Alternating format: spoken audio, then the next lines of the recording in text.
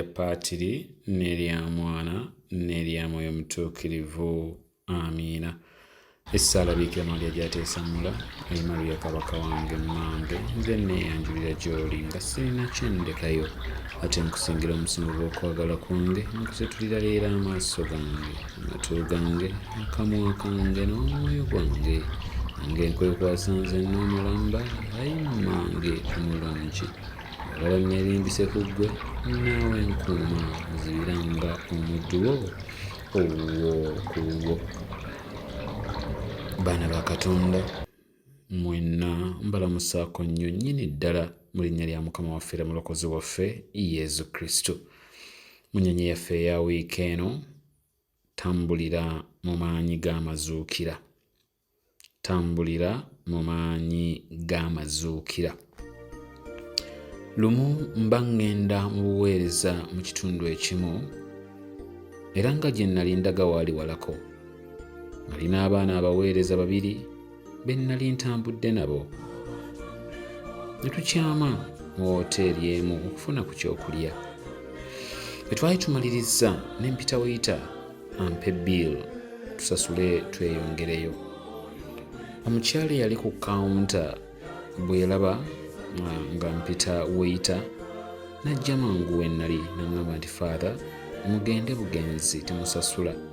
Biiru yammwe waliwo omwami agisasudde. Abadde atudde ku nsonda wali lwakuba tusabye obutamwogera." Nze n'abaana be nnali nabo twetunuulira mu ssanyu eringi, mu kwewuunya ate ne mu kusiima. Era ne tweyongerayo mu lugendo lwaffe. Ka nkubuulire ggwe mukwano gwange mpuliriza ku ddakiika eno. Waliwo omusajja eyamala edda okusasula biiru yo. Waliwo omusajja eyamala edda okusasula biiru yo n'amabanja go n'agasazaamu. Omusajja oyo erinnya lye Yezu Kristo. Abagoberera bangi mukimanyi nti obudde bw'amazuukira twabuggalawo, era nga kati tuli mu budde bwa mwaka gw'Ekereziya. Mukama atuwadde munyenye ya wiiki eno ng'ayagala wakati mu kuba nti obudde obwo yes muntereeza twabumalako, tuli mu budde bwa mwaka. Mukama mu wiiki eno atujjukiza ng'ayagala tusigale ng'omwaka gwonna tutambulira mu maanyi n'obuyinza n'essanyu ly'okuzuukira kwe. Baatugambanga nti knowledge is power. Naye nze ndowooza nti knowledge is not power unless it's applied. Nambi newakubadde batugamba nti knowledge is power, but for me I do believe that knowledge is only power when it's applied. But unless it's applied, I don't think it's power. Abantu bangi bamanyi Yezu, bamanyi ebyawandiikibwa, basobola obikootinga wano na wali ku makyamudutu n'akawungeezi, naye bangi bakomaawo. Bannange tulina okusooka kumanya ne tugenda ku mutendera oguddako ogw'okukkiriza n'okuteeka mu nkola bye tumanyi. Yezu bwe yagamba nti kiwedde yali akikakasa era nga akitegeeza. Entalo ze twalina okulwana yazirwana era n'aziwangula ku lwaffe. Okutulugunyizibwa na byonna ebyalina okukolebwa ffe baabikola ye, bw'atyo n'asasula omutango ku lwaffe. Ekyo nno munnange bw'onaakimanya ojja kutegeera nti newakubadde Sitaani asobola okukulumba naye takulinaako buyinza. Kiddamu, newakubadde Sitaani asobola okuyiga, asobola okukulumba, takulinaako buyinza. Omukama mu wiiki eno asazeewo okussa amaanyi n'enneema ebiri mu ggwe osobole okukozesa amaanyi g'okuzuukira kwe all through the year. He wants us to live the resurrection. Buli Katonda ky'atwagaliza ayagala tukifune, tukibeere, tukifuuke. That is his divine will. tayagala twogere bwogezi kuzuukira kwe, wabula ayagala tutambulire era twambale amaanyi g'okuzuukira kwe. Mukimanyi bulungi mikwano gyange nti ebyafaayo by'abangi mu ffe bikaabya n'amaziga.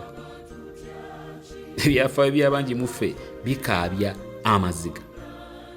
Era mukimanyi bulungi nti singa Yesu teyatuwangulira kibi na walumbe mu kuzuukira kwe, situmanyi nze naawe twalibadde tutya singa Kristo teyajja. Kyova olabanga Pawulo bwe yamanya ebyo byonna n'ayogera bw'ati mbe Filipi omutwe ogwokusatu nti sigamba nti ntuukiridde, wabula ŋŋenda mu maaso nga ngezaako okufuna ekyo Yesu Kristo kye yagenderera mu kunfuula owuwe. Tisigamba nti ntuukiridde, wabula ŋŋenda mu maaso nsonga mbere nga ngezaako okufuna ekyo Kristo Yesu kye yagenderera mu kunfuula owuwe. Bannange, ne waakubadde ebintu bingi Kristo yabituwangulira, naye era omulabe bulijjo alwana ng'atulemesa obikwatako. Ngambye nti ne waakubadde ebintu bingi Kristo yabituwangulira, naye era omulabe bulijjo alwana ng'atulemesa okubikwatako, era oluusi n'atuleetera n'okulowooza nti bibye.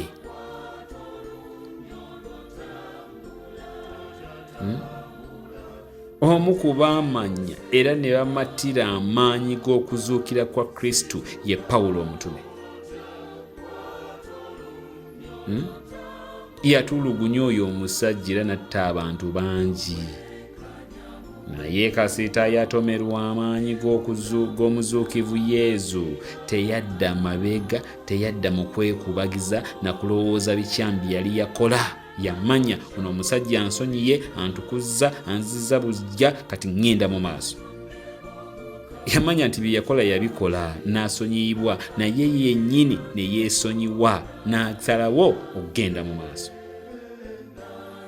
Olabanga Pawulo amaanyi g'okuzuukira yagategeerera n'agamatirira ddala. Waliwo ekintu Sitaani kyatwambaza n'atuyenjebula bw'atyo n'atuwangula. Bwe kuba akafaananyi nga Pawulo bwe yawulira ng'agenda okuyigiriza Kristo mu bantu bulijjo baabadde atta olw'okugoberera Kristo yennyini oyo gwayigiriza.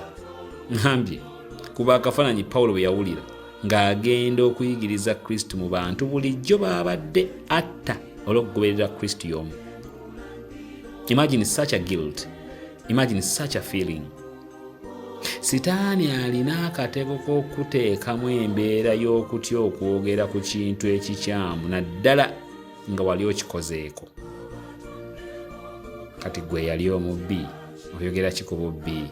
Gwe yali omwenzi oyogera ki ku bwenzi? Gwe yali omulimba oyogera ki ku bulimba?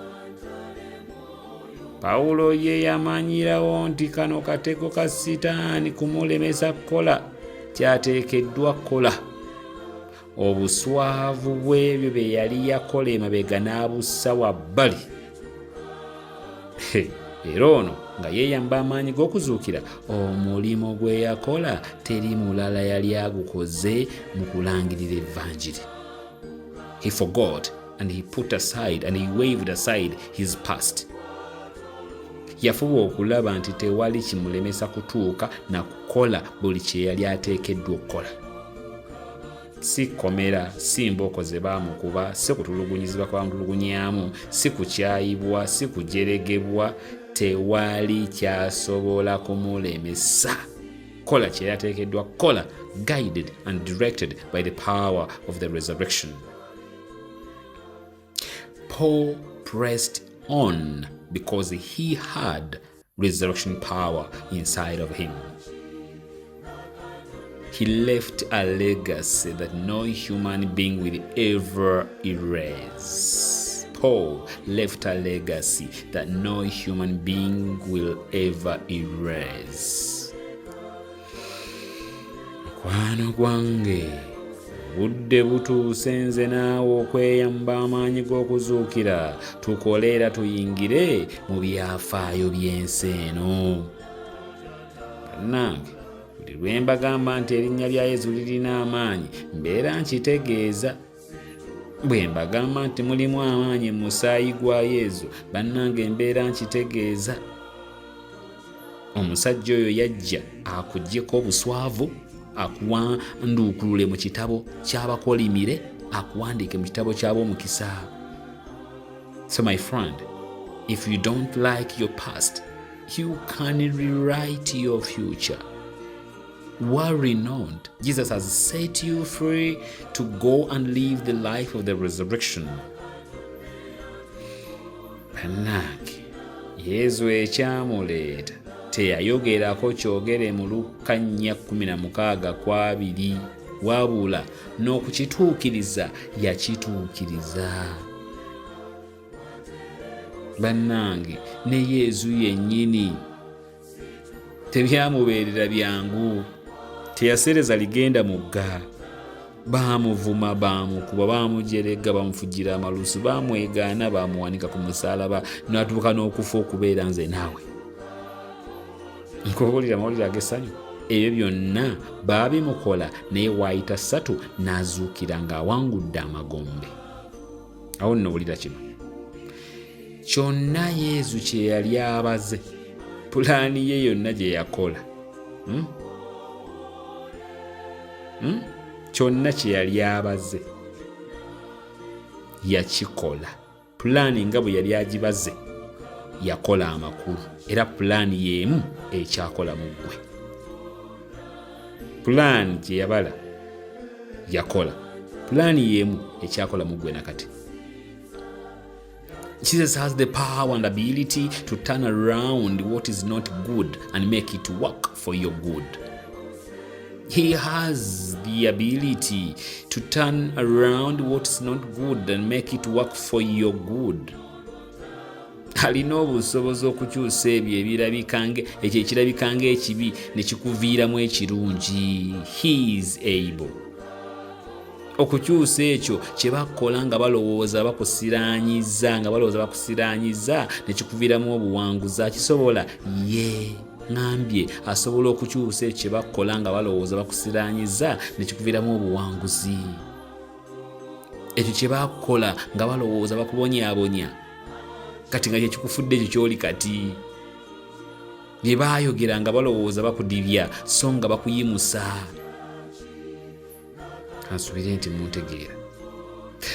Pulaani ya Katonda mu kubonaabona okufa n'okuzuukira kwa Yesu yali nti ggwe nange tube bawanguzi, bavumu, b'amaanyi, tulye ensi ate tugende ne mu ggulu. Yeyo.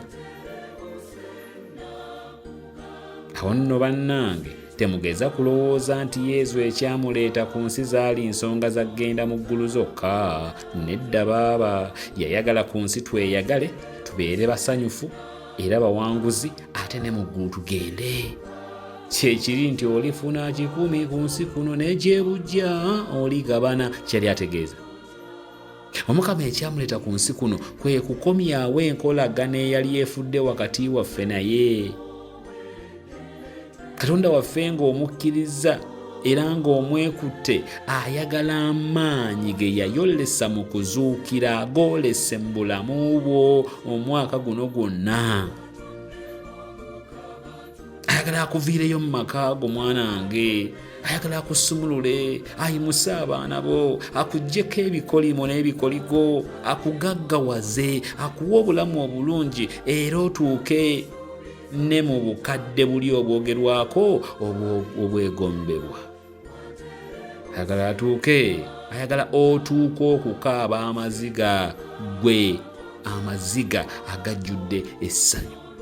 Father gwe Yesu ayagala okukaaba amaziga ago. Maama, taata, bishop, muyizi gwe akuwulire, Omukama akuwulire ng'oleekaana ng'oyatula ebigambo byennyini Dawudi bye yakozesa mu Zabbuli 10:16. Tinnaddiza ki Omukama olw'ebirungi byampadde? Nja kuddira ekikompe ky'obulokofu nkoowoola erinnya ly'Omukama. ayagala ebigambo ebyo abiwulire nga gwe byatula ng'okaaba naye ng'amaziga gassanyu munnange nga tunnamalako omwaka guno. Saba mu wiiki eno Mukama akunviirireyo mwana wange, akugolerereko omukono gwe guno omwezi gwe tutandise ogumaleko n'obujulizi obunaawawaza amatu g'abanaabuwulira. Keeping in mind that great things happen when God mixes with man. Baana bange Mukama abeere nammwe. Katonda omuyinza wa buli kantu Paatuli ne Mwana ne Mwoyo Mutuukirivu bambi abawe nnyo omukisa.